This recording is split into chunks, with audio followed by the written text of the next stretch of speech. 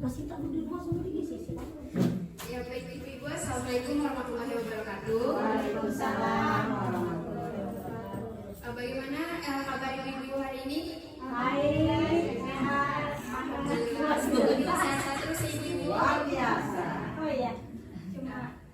Perkenalkan saya Zara Mustika dari perwakilan kelompok kami yang menyampaikan materi mengenai penyuluhan penyakit osteoporosis. Nah, saya mau mulai penyuluhan ini dengan bertanya dulu sama ibu-ibu nih. Ibu-ibu tahu nggak apa dari osteoporosis itu? Tadi gitu. Nah, ya, osteoporosis itu penyakit tulang yang dimana tulang kita jadi keropos ibu-ibu. Dan dari gambar ini ada yang bisa kelihatan nggak ibu-ibu? Kelihatan. Di sini ada gambar tulang yang normal, di mana lubang-lubang di tulang ini lebih sedikit. Nah, sebelahnya ini ada tulang-tulang osteoporosis. Nah, lubang-lubangnya lebih besar kan ibu-ibu? Ya. Di lubang-lubang ini yang bikin tulang kita jadi rapuh, yang bikin tulang jadi sakit, terus gampang patah.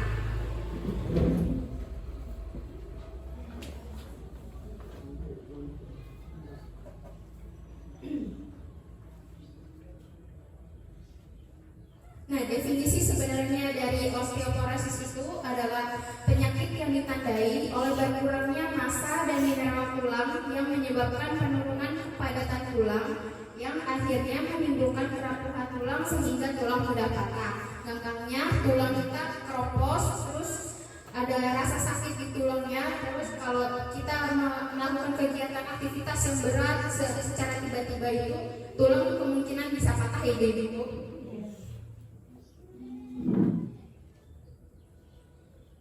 Nah, selanjutnya di sini apa aja sih penyebab dari osteoporosis itu? Yang pertama itu faktor usia atau faktor penuaan. Dimana kalau kita udah menuju usia lanjut, usia tulang kita juga akan tua juga, jadi lebih rentan untuk patah dan kerapuhan tulangnya itu lebih rentan. Yang kedua itu adalah kekurangan kalsium dan vitamin D. Ada yang tahu nggak ibu-ibu fungsi dari kalsium sama vitamin D? Tahu. Nah, fungsi dari kalsium sama vitamin D ini fungsinya untuk menambah kerapatan tulang. Nah, kalau tubuh kita kekurangan vitamin D dan kalsium, tulang kita itu jadi rapuh dan mudah patah juga, makanya jadi terkena osteoporosis ya. Selanjutnya itu ada kekurangan hormon estrogen, di mana hormon ini pasti akan dialami oleh wanita, apalagi wanita yang sudah lansia, yang usianya di atas 45 sampai 50 tahun. Nah, kalau kondisi hormon estrogen yang menurun ini pasti wanita ini sudah mengalami masa menopause. Ibu tahu menopause kan? Ya, menopause itu berartinya siklus menstruasi. Kalau sudah kekurangan, kalau tubuh sudah kekurangan hormon estrogen, maka tulang kita juga akan rapuh, karena fungsi dari hormon estrogen itu salah satunya untuk membantu pembentukan tulang atau menguatkan tulang lebih, ya Bu. Selanjutnya itu ada faktor keturunan. Faktor keturunan itu dimana kalau orang tua sebelum kita itu ada yang punya penyakit osteoporosis, maka kemungkinan besar kita juga bisa mengalami osteoporosis itu. Selanjutnya itu ada kurangnya aktivitas fisik. Kalau ibu-ibu di sini kurang aktivitas fisik seperti olahraga, itu akan mengurangi tekanan pada tulang sehingga tulang itu nggak terbiasa sama aktivitas yang berat, sehingga tulang itu bisa rapuh dan tulangnya itu kayak bolong-bolong kayak yang di gambar awal tadi. Selanjutnya itu ada konsumsi obat-obatan dalam jangka panjang. Contohnya itu kayak obat-obatan yang dialami sama penyakit kanker. Itu kalau orang yang punya penyakit kanker kan pasti dalam selama hidupnya dia mengkonsumsi obat-obatan. Nah, kebanyakan obat-obat kanker itu biasanya menghambat kalsium untuk pembentukan tulang yang baru. Dan yang terakhir itu ada konsumsi alkohol dan merokok. Konsumsi alkohol dan merokok ini akan mengalami kalsium juga untuk melakukan pembaruan pada tulang. Kalau kalsium nggak ada di tubuh kita, kayak yang kekurangan kalsium dan vitamin D tadi, maka tulang kita akan berbolong-bolong dan jadi rapuh. Selanjutnya, apa sih kalau udah terjadi osteoporosis nih? Kalau sudah terjadi osteoporosis itu kan tulang kita tadi isinya itu berlubang-lubang, mudah patah. Nah, biasanya bagian yang terkena mudah patah itu bagian tulang yang melakukan aktivitas fisik berlebih, misalnya kayak di bagian tulang lengan, tulang punggung, dan tulang kaki. Nah, selanjutnya tanda apa sih yang perlu kita waspadai kalau terkena osteoporosis itu? Yang pertama itu ada perubahan bentuk tulang punggung atau badan yang membungkuk. Karena nggak ada pembaruan tulang yang baru, di bagian punggung kita itu makin lama makin bungkuk seiring berjalannya waktu dan seiring berjalannya usia. Yang kedua itu nyeri pada punggung bawah, di bagian bawah sini ibu. Kalau nyeri punggung ini biasanya terjadi kalau emang udah ada kerusakan pada tulang di bagian punggung bawah. Nah, rasa sakitnya itu muncul karena adanya patah tulang di bagian punggung bawah. Yang selanjutnya itu ada penurunan tinggi badan. Penurunan tinggi badan ini pengaruhnya dari postur tulang punggung kita yang makin lama makin membungkuk. Nah, itu bikin tinggi badan kita berkurang. Dan keempat itu rentan mengalami patah tulang atau nyeri sendi pada bagian tulang lengan, tulang punggung, dan tulang kaki, ibu. Nah, selanjutnya untuk pencegahan osteoporosis kita bisa melihat dari poster yang sudah dibikin dari teman kita. Untuk Fadlis, dipersilakan. Ayo gantian. Itu kan seneng yang ganteng kan? Nggak ada lagi yang gantian dong, yang masih muda. Baik, Ibu, kita mulai ya. Yang pertama, di sini saya akan menjelaskan pencegahan osteoporosis. Gimana sih untuk pencegahan supaya tidak terjadinya osteoporosis? Yang pertama itu ibu melakukan diet seimbang. Diet seimbang itu seperti apa? Diet seimbang itu kayak akan kandungan kalsium, karena kalsium adalah salah satu zat pembentuk tulang. Makanan yang kaya kalsium antara lainnya itu seperti ikan teri, brokoli, tempe, dan tahu. Dan di sini ada pencegahan selanjutnya itu ada beraktivitas dan latihan fisik itu seperti olahraga, ibu ya. Olahraganya itu seperti ibu bisa juga berjalan di pagi hari. Terus untuk bapak-bapak bisa juga seperti main badminton, bola, tenis meja, segala macam untuk olahraga, ibu ya, secara rutin dan teratur. Dan di sini juga ada height teratur. Nah, ibu di sini juga dianjurkan untuk konsumsi susu dan kacang-kacangan. Ya, di sini juga ada untuk bapak-bapaknya nih, hindari rokok dan minuman beralkohol serta kafein berlebihan. Dan di sini juga ada yang selanjutnya itu ada cukup paparan sinar matahari. Sinar matahari itu mengandung vitamin D. Pertama di pagi hari sebelum jam 9 dan sore itu sesudah jam 16 atau jam 4 ya, Bu ya. Nah, materi selanjutnya akan dilanjutkan oleh teman saya. Baik Ibu, tadi sebelumnya udah dijelaskan ya sama teman saya tentang mengenai pencegahan osteoporosis. Jadi di sini juga ada jenis osteoporosisnya, Ibu. Jadi osteoporosis itu enggak hanya satu jenis. Di sini ada 3 jenis. Yang pertama osteoporosis primer, osteoporosis sekunder, sama osteoporosis idiopatik. Jadi apa sih yang dimaksud dengan osteoporosis primer itu? Osteoporosis primer itu merupakan sindrom pada wanita pasca menopause dan pria berusia lanjut usia. Jadi osteoporosis primer itu bisa terjadi dengan wanita yang menopause. Ibu tahu kan menopause itu? Ya, tadi sama teman saya sudah dijelaskan ya, Bu. Sama satu lagi sama pria berusia lanjut usia. Nah, untuk selanjutnya ini ada yang kedua, osteoporosis tentang sekunder. Jadi osteoporosis sekunder itu disebabkan oleh berbagai hal seperti kelainan endokrin, gangguan fungsi hati, ginjal, dan berbagai macam obat-obatan. Jadi osteoporosis sekunder itu bisa terjadi karena gangguan fungsi hati, ginjal, terus dengan berbagai macam obat-obatan ya Bu ya. Untuk terakhir ini ada osteoporosis idiopatik.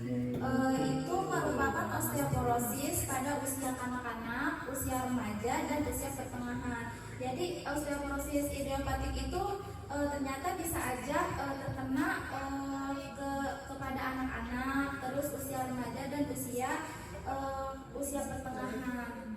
Nah, udah cukup sampai sini ya Bu. Selanjutnya akan dilanjutkan oleh Fadli. Oh, Bobi.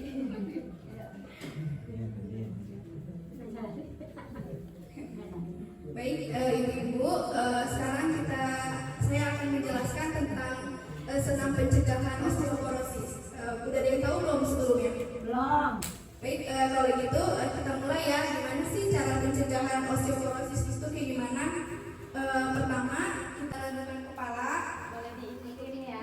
Ibu dudukkan kepala ke depan, lalu menghadap ke atas. Itu dilakukan selama 3 kali. Oh. Seperti itu. Lanjut, habis itu menoleh ke kiri dan ke kanan. 1, 2. Tapi hanya ke DJ nih. DJ. Lalu selanjutnya Bukan DJ rasanya. ke samping, ke kiri dan ke kanan. Begini ya Bu. Menoleh juga. Tekuk. Iya, ada yang Bu. Selanjutnya untuk tangan, jari-jari dimainkan seperti ini. Lalu dilakukan juga 3 kali. Rapat, lenggang. Selanjutnya bagian lengan ayunkan dari atas ke bawah. Ini ya Bu. Lalu dilanjutkan lagi ini, lalu menoleh ke samping. Dilakukan juga selama 3 kali. Lalu bagian terakhir itu bagian kaki seperti ini, ke atas ke bawah, ke atas ke bawah. Lalu kaki dirapatkan seperti ini, biarkan jempol ketemu jempol. Seperti ini. Yang terakhir bagian kaki, gerakan kaki ke samping, ke kiri dan ke kanan. Kanan, kiri, kanan. Kanan, kiri gitu. Selesai, lanjut dilanjutkan oleh Fahira. Selamat pagi ibu-ibu. Pada lemes amat sih Bu. Belum makan ya? Ntar makan di rumah masing-masing ya Bu. Di sini saya akan menjelaskan tentang bagaimana cara membuat jamu ya Bu ya. Ini saya buat jamu nih Bu, nanti Ibu boleh cobain ya Bu ya. Jadi fungsi dari kunyit asam itu yang pertama untuk meredakan nyeri ya Bu ya. Kan Ibu kadang-kadang suka pegel-pegel. Nah itu Ibu bisa minum kunyit asam ini supaya pegel-pegelnya kayak hilang ya Bu ya. Terus fungsi dari kunyit asam itu ini bisa untuk meredakan head ya Bu. Terus selanjutnya yang terakhir itu ini fungsinya untuk bisa menjaga kesehatan tulang ya Bu ya. Pasti ibu-ibu udah pada tahu di sini cara membuatnya kayak gimana ya Bu ya. Apa saya mau jelasin ulang? Saya jelasin ya Bu ya. Cara pembuatannya itu bahan alat-alatnya pertama ada kunyit, selanjutnya ada asam jawa, ada garam, sama pakai madu ya Bu ya. Kita di sini nggak pakai gula pasir karena mengurangi gula supaya diabetes ya Bu ya. Jadi kita ganti pakai madu. Selanjutnya cara mengolahnya itu si kunyitnya itu di blender. Selanjutnya si kunyit asamnya dimasukkan ke dalam air yang sudah mendidih. Selanjutnya diaduk-aduk 10 sampai 15 menit. Setelah itu jadi gampang ya Bu ya. Pasti ibu-ibu juga udah pada paham caranya kayak gimana ya Bu ya. Mungkin itu saja sih Bu penjelasan dari jamu kunyit asam ini ya Bu ya. Selanjutnya dilanjutkan oleh teman saya. Ya, ibu-ibu di sini sekalian, materi sudah dipaparkan oleh teman-teman saya. Saya tadi udah ngebagiin kertas, boleh dilihat. Nah, itu tadi juga sebenarnya sudah dijelaskan sama teman-teman saya apa itu tentang osteoporosis atau biasanya kerapuhan tulang, yang merupakan suatu kondisi di mana kepadatan tulang seseorang berkurang dari waktu ke waktu. Jadi kayak tadi lubang-lubangnya semakin membesar di tulangnya. Terus faktor resikonya juga sudah dijelaskan tentang faktor usia, tentang riwayat keluarga, menopause. Nah di sini ibu ada yang ingin bertanya nggak sih tentang faktor resiko tentang kerapuhan tulang? Apakah ada yang ingin bertanya? Iya, iya. Ya, karena ya karena udah faktor usia ya ibu tadi karena tulang-tulangnya sudah keropos, terus menopause juga gitu. Terus tentang gejalanya, apakah ibu ada yang ingin bertanya? Nanti kalau misalnya suka nyeri-nyeri misalkan lutut gitu itu gejala itu juga Bisa jadi gitu. Tapi banyak aja gejalanya tentang itu ada jadi posturnya bungkuk, menurunnya tinggi badan, terus sering mengalami cedera atau keretakan tulang, terus nyeri juga di punggung. Jadi sebenarnya diperiksa juga ke dokter kalau udah ada nyeri-nyeri gitu, dikonsultasikan ke dokter. dari hati.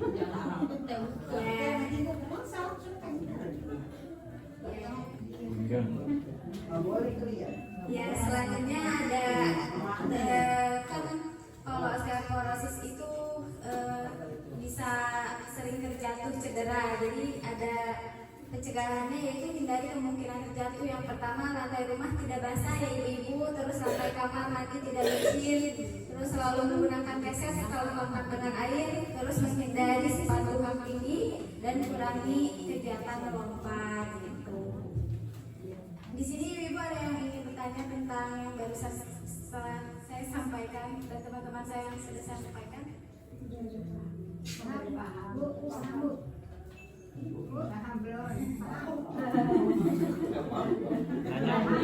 Udah kejadian lagi. Gak ada pertanyaan. Gak ada. Ya udah kalau gitu kan tadi teman saya udah buat jamu ya. Apakah ibu ada yang ingin mencoba? Boleh. Rata. Kalau cuma mencoba.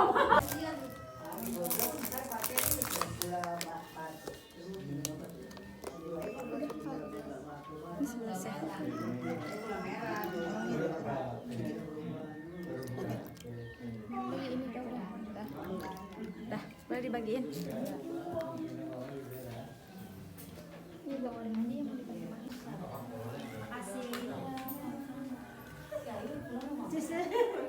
Ini kira-kira kalau pengen nambah ada lagi. Yang enak boleh pesen dulu. Tanya banyak. Boleh pesan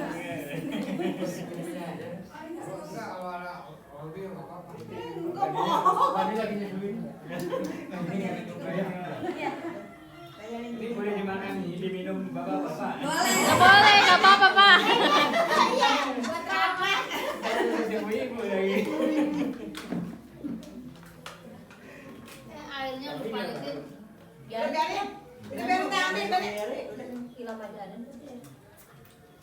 Wah, enak jamunya. Ya, buat ibu-ibu bapak sekalian itu hanya yang bisa kami sampaikan. Kurang lebihnya mohon maaf. Kami pamit. Assalamualaikum warahmatullahi wabarakatuh.